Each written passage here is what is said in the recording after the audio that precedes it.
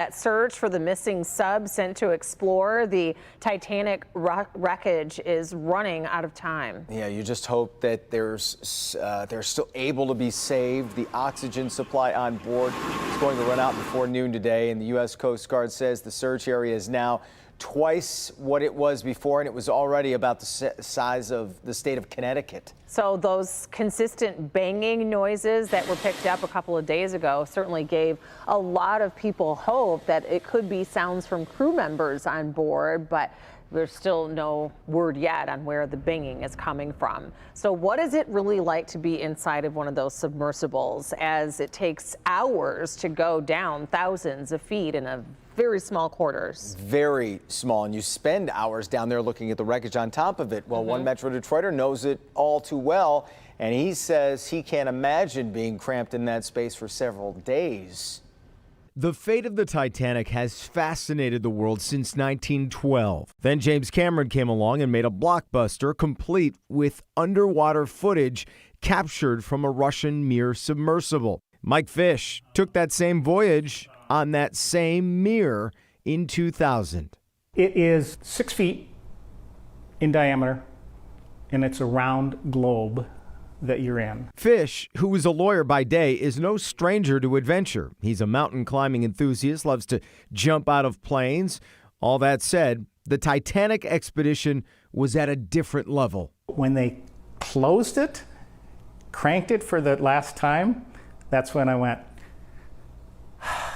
okay, we're doing this. What he saw going down all 12,000 feet was what those onboard Ocean Gates Titans saw. Complete darkness until the exterior lights would turn on. And we saw some extremely unbelievable creatures that I had never heard about before. The Titan was lost before it ever reached the bottom, a trip that takes about 2.5 hours.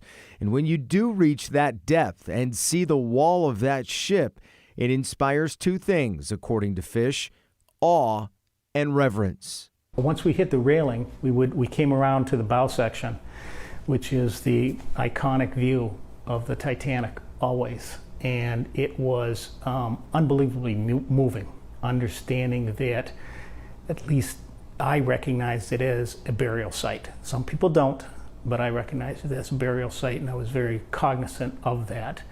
Some parts of the Titanic are beautiful, in great condition. The windows are not broken. Some are in terrible condition. And after watching all of what we've seen over the last few days unfold, Mike says he would do the Titanic expedition again. Interesting. I don't know if you can believe that, but we've heard in other published reports from people who have done this trip as well, and they've also commented on mechanical and safety issues that they had almost on every single thing, although nothing catastrophic like what we assume. And so that makes you just wonder, what is the lure? Why would you risk so much to see it? But he said it's incredibly majestic, like just seeing like the bow and just, seeing it up close and personal is unlike anything you could see. And that's why he says he would do it again. Some of these guys are just adventure seekers.